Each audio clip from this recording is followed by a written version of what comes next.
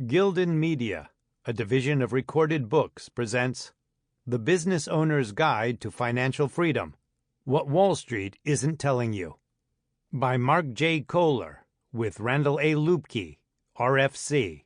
Narrated by Matthew Boston. Introduction: The Difference Between Wall Street and Main Street. This audiobook is for business owners, or entrepreneurs as they are known. We are a different breed. We think differently. We dream differently. And, of course, we operate differently. This couldn't be truer than when it comes to building and protecting our finances. Our lives, our income, and our future, including retirement, largely revolve around our businesses. There is nothing wrong with this focus and perspective, but it's different, and Wall Street doesn't get it. Moreover, when it comes to the typical financial planner or Wall Street advisor, it basically boils down to these irrefutable facts. If you do not want to own a portfolio made up primarily of stock-based products, are not interested in using insurance products for retirement, want to use your business as your primary asset for retirement, self-direct your retirement account in non-stock investments, and even invest in some real estate, then Wall Street advisors want nothing to do with you. That's the truth, even though your advisor may sugarcoat their true feelings with words like, "Let's review your estate plan and retirement structure," or "Let's look at your asset allocation and security needs." No matter how they disguise that message, it's all code for, "I need to sell you stocks, bonds, mutual funds, or insurance," or "I need to put your assets under management." Either way, they just want to get paid for doing something with your money. Now, don't get me wrong. I'm not opposed to traditional financial products, services, or even paying for them. But the problem is that the number one asset for an entrepreneur is his or her business. So any financial products or insurance policy needs to supplement a broader plan. The reason being, deep down, most business owners plan on selling their business and somehow retiring on their business or on real estate, as we will discuss later in detail. In the end, the typical financial advisor, broker, or insurance agent isn't equipped with the tools, nor are they motivated to assist in a plan centered on an entrepreneur's business or real estate portfolio. With that in mind, I want to help. I know what resources and options you need to consider for financial security if you run your own business. This audiobook will speak to the soul of the entrepreneur. An entrepreneur wants to know how to use his or her business to create financial freedom, or what I often refer to as flexibility. This is a unique discussion approached from a different perspective, with a different set of tools that a Wall Street brokerage toe-the-line advisor isn't even allowed to discuss. They work for companies that sell specific products and are therefore trying to maneuver your needs to fit their products, rather than the other way around. I'm going to discuss these tools with you frankly and clearly, and give you, the entrepreneur, the strategies to retire sooner and with more cash flow so you can maximize the true value of your business. Even for wage-earning Americans, financial planning isn't easy. For example, developing and maintaining a plan that incorporates savings and investing for retirement, protecting your assets, estate planning, and, of course, minimizing taxes is very complex. However, for the business owner, the complexities increase exponentially. He or she needs to incorporate all the issues that confront an individual, while also facing the day-to-day and strategic decisions needed to maintain and grow a business. For those lucky ones who run a large business and have plenty of resources, they rely on consulting firms that can address virtually every need. Those resources are generally very expensive and therefore simply unavailable to the average small business owner. The result is that entrepreneurs often find themselves left without the support they need when, frankly, they need it the most. Helping small business owners develop and maintain a solid financial plan is why I wrote this audiobook. My goal is to provide small business owners with the systems and strategies they need to achieve the financial independence they want. This audiobook is about you and your financial freedom. If you own or run a small to mid-sized business, or if you are a one-person startup, keep on listening. There really is a better, smarter, safer way to plan for your retirement, and I'm going to show you how. Part 1. Perspective. I want to put things in perspective. There are a lot of misconceptions about how an entrepreneur should approach wealth building and who they should work with and rely on. Throughout the next 4 chapters, I will share critical concepts, belief systems, and facts about our current financial systems in the United States. I want to encourage you to look at your business and your approach to wealth building with a new set of eyes as we build the foundation for financial flexibility and freedom. In Chapter 3, I will introduce the co-author of this audiobook, Randall Luebke, a truly independent investment advisor. Randy's insightful comments in almost every chapter will shock and enlighten you as to the realities of trying to build wealth with a Wall Street mindset. It's critical that in this conversation we have an insider that can explain the truth about Wall Street financial products, as they will be necessary tools on our path to financial freedom. However, Randy will help me explain which ones to steer clear of and which ones can actually help us as business owners. As an entrepreneur, you have to look at the financial freedom with a different perspective from what Wall Street tries to force upon you. Not every financial product peddled on Wall Street is in your best interest as a business owner, so we need to create a new perspective. Chapter 1. The Entrepreneur Mindset. If you call yourself an entrepreneur, there's a good chance you had a lemonade stand or a newspaper route as a kid. Perhaps you tried to sell something door to door, invented something, or at least tinkered with a product or service that you dreamed of selling all over America, or even the world. At a bare minimum, you still have a burning desire to work for yourself and to create something from nothing.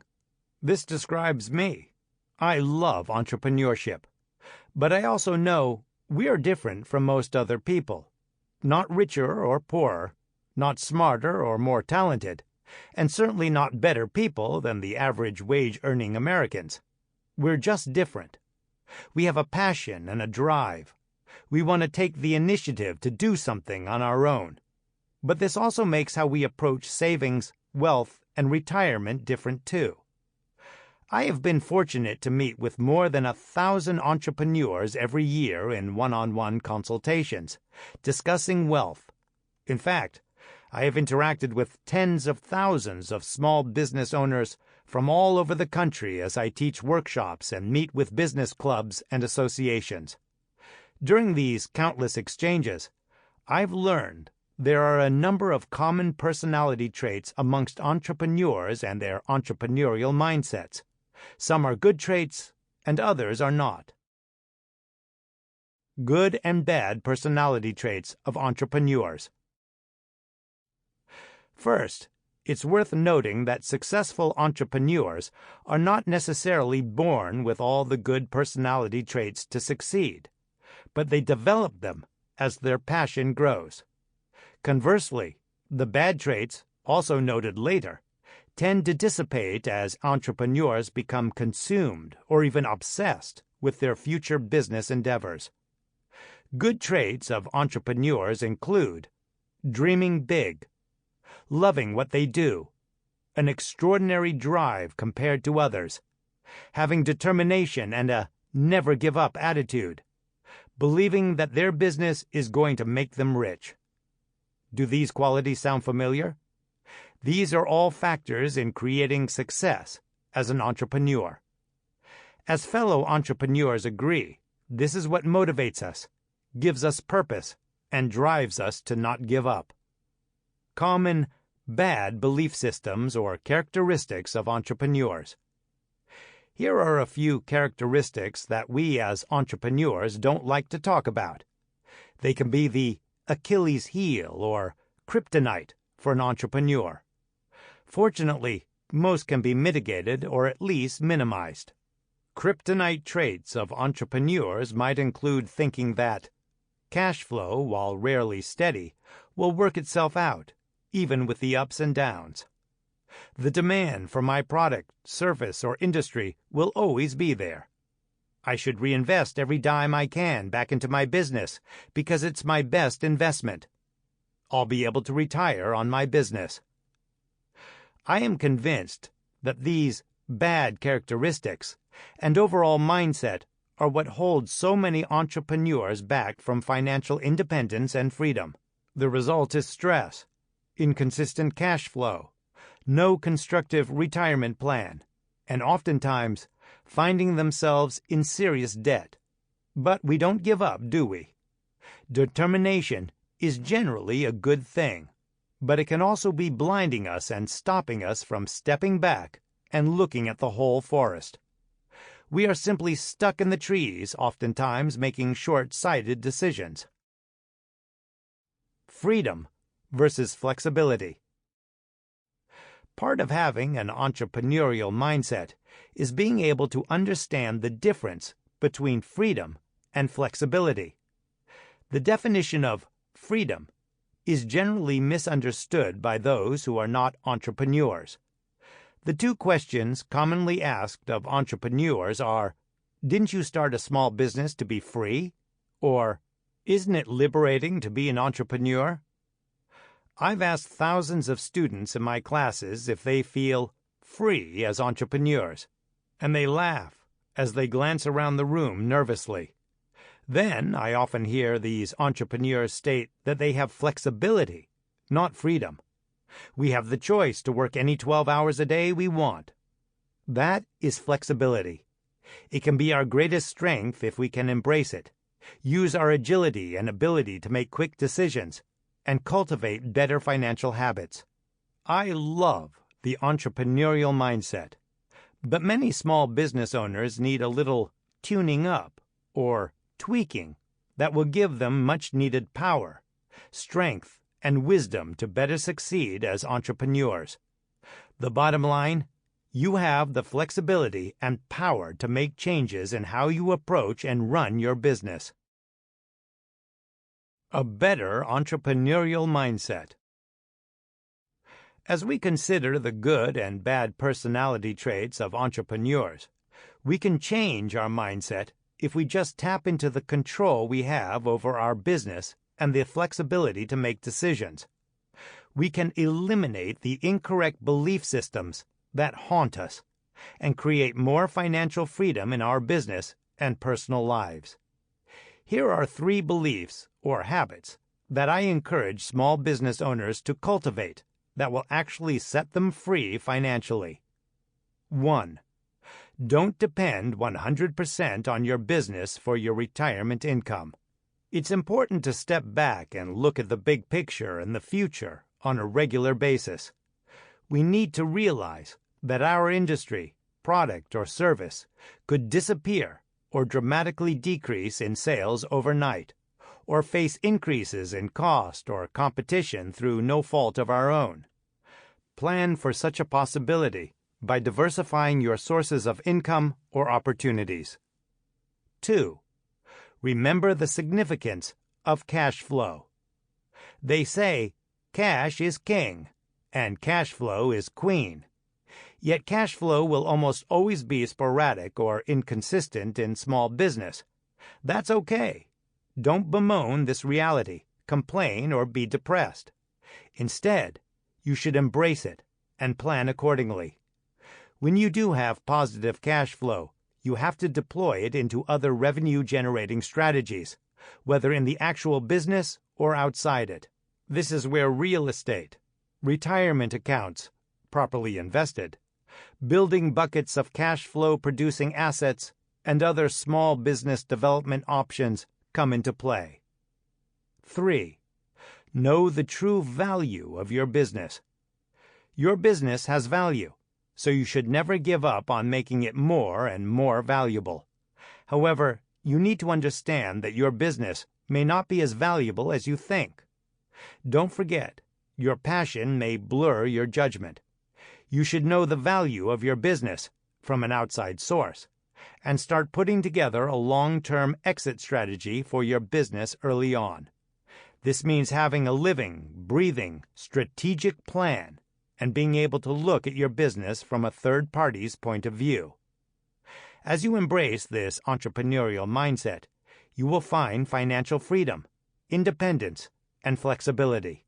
Independence to work when you want, flexibility to choose what you love to do, and having multiple buckets or sources to help you save for retirement will let you choose when to retire. This new mindset works, reduces your stress, and puts you in control of your business. Tip for financial freedom: change how you view your business. Takeaway 1. Your business, while it may provide you with freedom or choice to pursue what you love, may not provide you with all the financial freedom you want and need. Takeaway 2.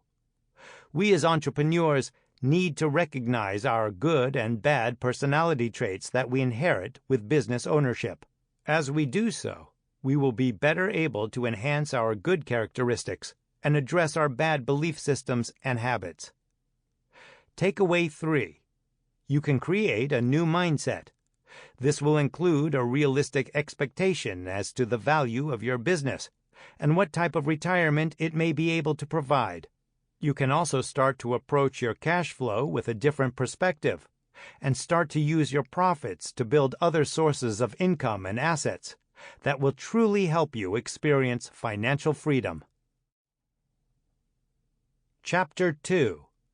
A reality check: the true value of your business. If you're like me, you believe your business is your most valuable financial asset. Most entrepreneurs feel this way, and it's okay. You have worked hours upon hours and invested blood, sweat, and tears into your business. I get it. But is your business as valuable to others? Maybe, maybe not. This chapter isn't about changing your perspective on the value or benefit of owning a business. It's about understanding the value of the business to a third party so you can plan to retire on your business, or at the very least, have your business help you reach some degree of financial freedom. I'm sure many of you have a mature business model and structure well underway. You're creating monthly cash flow and hopefully a brand, a client list, a product or products, a website, and basically some equity or residual value. Some of you are just beginning to launch your concept or idea and/or making plans to build a business or real estate empire. Whatever the case may be, I want you to know the more you can see now about the capability or the capacity for your business to provide for future wealth, the better. What is the dollar value of your business? Valuation, as it is called, is such an important topic and critical aspect to building financial freedom that I dedicated an entire chapter to the technical methods of coming up with such a value, and thus increasing the value of your business. Listen to Chapter 19. For now, I need to present an important concept I'll discuss again and again throughout this audiobook. Your business is probably not worth as much as you think it is. By understanding what the market or a third party will pay for your business, you can hopefully make modifications and changes in your business now, so it will be worth more in the future. There are 2 reasons why you think your business is worth more than it really is: passion and potential. Let's explore those reasons. Passion. If you're like me, you mentally elevate the value of your business because you have an emotional attachment. Just like your kids draw the best pictures, and your house is the nicest on the block, your business is worth a fortune. You are biased, and you should be. You have poured blood, sweat, and tears into your business for years. You did this by working late nights and on weekends, missing family functions and skipping out on trips with your friends. You didn't take any income at times, and everyone sacrificed. You took out loans, borrowed money, and invested your own hard-earned cash into your business. Why? Because your business needed you. Such passion, dedication, and sacrifice create an emotional attachment to your business, and this will usually result in a perceived or unrealistic value. There is nothing to be frustrated or angry about. Your business does have value, and I want to build on that. We just have to be able to look in the mirror and admit that we can be emotional about our business and a little less than impartial. Face it, no one is going to think your business is worth more than you do. Potential. The second reason why you think your business is worth more money is because you know your business has great potential. But do you and I spend as much time focusing on the future and development of our business model as we should? Probably not. I know I don't. The older I get, the better I become at strategic planning for my business. But when I sit down and think of the potential of my business, I always feel like I could do more. So what are we to do? I realize we need to pay the bills, cover the overhead, try to support ourselves and maybe a family with our business profits. But just sometimes, once in a while, we need to implement better strategic planning for the future sale of our business by realizing more of that potential. It's not uncommon for business owners to think about what the business could, should, and would be able to accomplish with vision and planning. It is, however, difficult to focus on the potential when we are knee-deep working in the business. It's hard to find the necessary time to step back and work on the business. As a result, we think the business is worth more, rather than actually making the business worth more. Building value. While you may seek outside help in putting together an objective valuation of your business, you are still the person best able to see the potential and amazing future of your business. Because you have this unique and powerful perspective, you can build a 3, 5, and 10-year plan to improve the intrinsic, hardcore value of your business. Remember, the value of your business is more than the ability to create cash flow. It is also about your ability to make more money with your business next month and the month after that. This is how you create value. Think about the organization of the business, not just how it's structured, but how it's organized. Could it run without you at the helm and make a profit? Are the accounting records in order? Do you have employee handbooks, manuals, and operational systems to help a buyer run your business without you? Why would I want to buy your business if it's not organized and can't succeed without you? If you want someone to value your business at the same dollar amount as you, then the business can't be only about you. The business has to have systems or processes. Yes, there will be managers at the helm. But is it organized and ready for a third party to hit the ground running? You are in the unique and powerful position to make that happen. You need to step back, look at the forest through the trees, and do what is most important for your business in the long run, not just what will create the most cash flow next month. Tip for financial freedom: processes, not persons, create value. Changing markets, industries, and trends. Two major mistakes entrepreneurs make is thinking that their business model, product, or service will essentially be the same today, tomorrow, and forever, and that a customer's wants and needs will also remain the same. You have to look outside and understand what buyers may be concerned with when valuing your business. If there is a chance the market could change, or the industry may go in an entirely different direction, what will happen to your business? I know it's a scary thought, but this is what an appraiser or a buyer is going to think about before they sign the dotted line to buy your business. Buyers from outside of your business will want to consider numerous factors affecting your industry, including new technology, means of marketing, and the economy in general. The excitement of owning a business and knowing there is no glass ceiling and unlimited potential must be balanced by the fact that we can be scared to death when it comes to our customer base, the industry, or simply collecting our accounts receivable to pay the bills next month. Creating value outside of your business.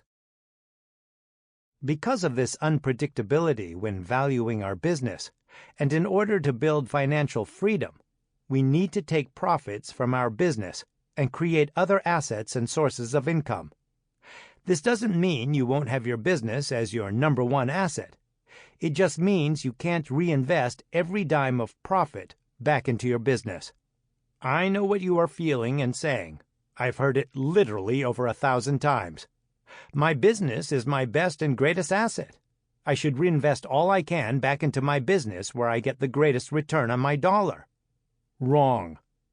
If there is a change in the market forces, a change in your industry, a change in the laws or regulations, or even a terrorist attack or war, what would or could happen to your business? While a few major companies have successfully reinvested only in their business for years, way too many business owners have found themselves in great financial trouble, not to mention a ton of stress, putting everything into one bucket, the business asset bucket. Don't be so naive that you think nothing could happen in the world to change your business model, product, or service. Think about the business owners in New Orleans who were hit by Hurricane Katrina. They did nothing wrong to minimize the value of their businesses, and yet the values went down. This is why we need to diversify, and I'm not talking about a stock portfolio. Your business can actually help you build diversity. If you want to build financial freedom, you can't have all your eggs in one basket. You need balance in all things, balance in your business, and balance in your assets. First, take some profits when you can, and invest in other income or equity-producing assets. Invest in what you know. Invest in another business with which you have a strategic partnership or relationship. Invest in some real estate. Invest in precious metals. Invest in something that isn't dependent on the same market, industry, or customer base as your core business. Yes, you can even invest in Wall Street products and insurance, but only at the right time with the proper method that we will discuss later.